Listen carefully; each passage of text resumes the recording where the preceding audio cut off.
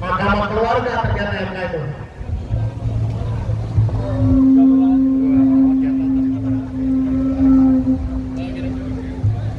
Baik kawan-kawan, Assalamualaikum warahmatullahi wabarakatuh. Hidup dulu, hidup dulu, hidup dulu, hidup dulu. Kawan-kawan seperjuangan, ketika regulasi aturan-aturan yang dibuat sama pemerintah tidak lagi berpihak kepada rakyat, tidak lagi berpihak kepada buruh, maka saya komitmen kita harus terus perjuangan dan kita terus turun ke jalan kawan-kawan sebagai bentuk perlawanan kawan-kawan tertindas kawan-kawan.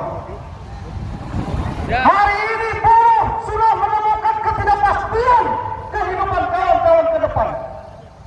Masa depan buruh sudah tidak ada lagi. Buruh sekarang tidak bisa mengadu. Pengadilan pun tidak bisa untuk dijadikan andalan sebagai kita untuk mengadu. Bahkan kemarin kita sudah mengajukan uji formil terkait Undang-Undang Nomor 11 Tahun 2023. Ternyata ditolak. Kemudian upah dan hak pekerja serikat pekerja seluruh buruh dan kawan-kawan buruh juga tidak ada ke depannya dan tidak diakomodir. Mungkin kita bukan saat hari ini saja kita turun ke jalan, tapi untuk jangka-jangka yang panjang kawan-kawan. Maka untuk itu kita persiapan perjuangan jangka panjang untuk terus kita berjuang, untuk terus kita mensuarakan bagaimana keadilan itu bisa ada di tengah-tengah kita kawan-kawan. Ini tahun-tahun yang sangat krusial, tahun-tahun penentuan untuk buruh yang ada di Kabupaten Karawang dan umumnya di Indonesia kawan-kawan. Kita sudah terus-terus diintimidasi, kita sudah terus-terus dimiskinkan. Nyata-nyatanya kawan-kawan, upah pun kita naik di tahun 2023 dan itu pun digugat sama Apindo. Lagi-lagi kita memperjuangkan upah tahun 2024 sebesar 15%. Itu bukan hal yang mudah kawan-kawan untuk kita terus berjuang demi generasi-generasi yang akan datang nanti ke depan. Maka dari itu kawan-kawan siap berjuang, siap berjuang, siap berjuang. Satu. Baik kawan-kawan, lanjutkan.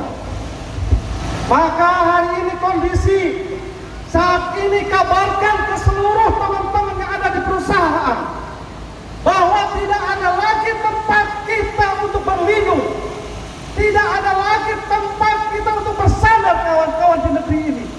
Semua sama, semua sepahaman dengan yang dinamakan dengan oligarki, dengan kaum-kaum kapitalis satu garis perjuangan mereka. Sementara rakyat-rakyat Indonesia makin hari makin habis buruh-buruh kita. Makin lama makin kita banyak pengangguran di tengah-tengah kita. Karena regulasi-regulasi undang-undang yang tidak berpihak kepada kaum buruh kawan-kawan. Apabila hal ini tidak dikabarkan kepada seluruh rakyat, seluruh buruh di Kabupaten Karawang, niscaya kawan-kawan kita tidak bisa untuk terus berjuang dengan maksimal kawan-kawan. Ini tugas kita. Bagaimana kita sebagai aktivis, sebagai pejuang untuk terus mensuarakan kebenaran.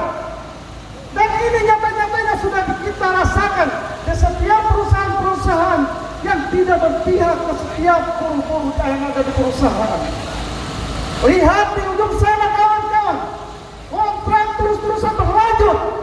Sementara menurut statistik di Kabupaten Karawang, pengangguran sudah meningkat karena regulasi-regulasi yang dibuat sama pemerintahan. Lantas kita bertanya kepada pemerintahan, apa memang pemerintah itu adalah berpihak kepada rakyat? Apakah memang pemerintah itu sayang sama rakyatnya? Apakah mereka itu sanggup untuk memperjuangkan rakyatnya? Ini kita pertanyakan kepada mereka-mereka yang ada di parlemen.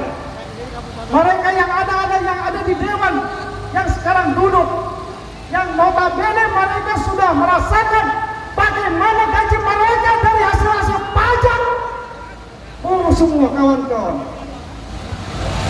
15% untuk upah itu adalah kecil bagi negara, kawan-kawan. Tapi kenapa dipersulit? Bahkan kenaikan hidup kita per tahun hampir kita meningkat sampai dengan 300%, kawan-kawan. Lantas kalau lebihnya itu kemana untuk kita mencari? Maka kawan-kawan, saya mohon, saya berharap terus berjuang demi generasi-generasi yang akan datang, demi anak-anak cucu yang akan datang nanti kita ke depannya. Catat di tahun 2023, 2024 sampai dengan 2029, apabila kita tidak mampu untuk berjuang, maka niscaya kesengsaraan itu ada di depan mata kita, kawan-kawan. Ini nyata-nyatanya sudah kita saksikan, kawan-kawan. Kita lari ke pengadilan saja, pengadilan tidak berpihak kepada kita. Lari ke pemerintahan, pemerintah tidak mendengar tentang keluhan-keluhan kita. Buktinya adalah undang-undang itu terus menjalankan, terus hidup sampai saat ini, dan sekarang menjadikan konstitusional yang menjadikan sah untuk dijalankan sama pemerintahan. Padahal PP turunannya itu belum ada, kawan-kawan. Yang dinamakan dengan PP 3536 itu sudah tidak berlaku lagi, karena memang turunannya atasannya tidak berlaku, yaitu Undang-Undang 11.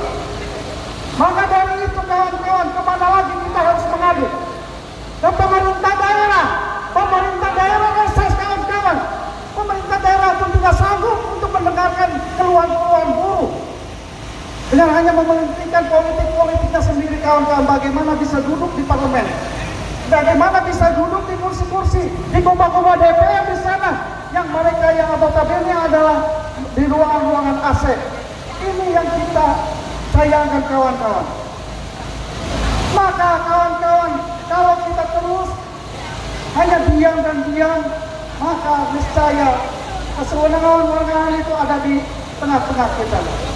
Mungkin itu saja, kawan-kawan. Nanti akan diteruskan setelah ini, nanti akan diteruskan sama Bung Jaki.